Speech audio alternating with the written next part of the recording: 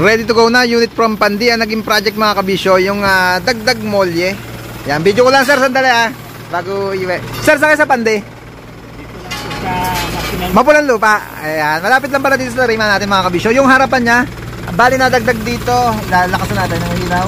Yan, medyo malabo. Teka lang, dali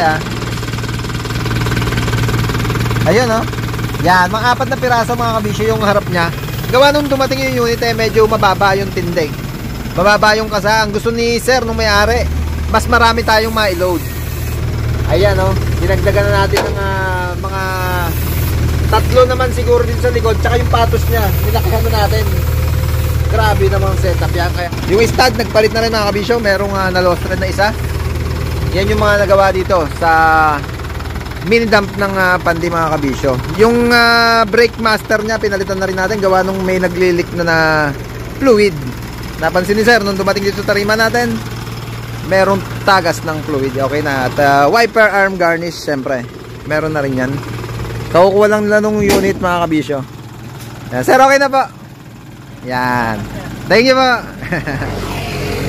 Okay na unit. Mga kabisyo, nakaganyan na unit yan. Dami na sticker, loaded na. May mga sticker din sa dump box.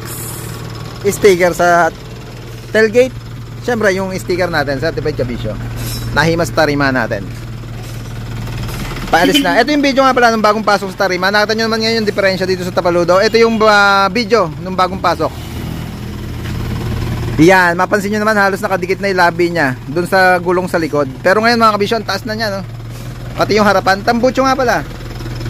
Yan, pinapalitan na rin yung tip. Stainless tip na yung ginawa natin dyan na medyo rectangular yung dulo. Thank you po. Yan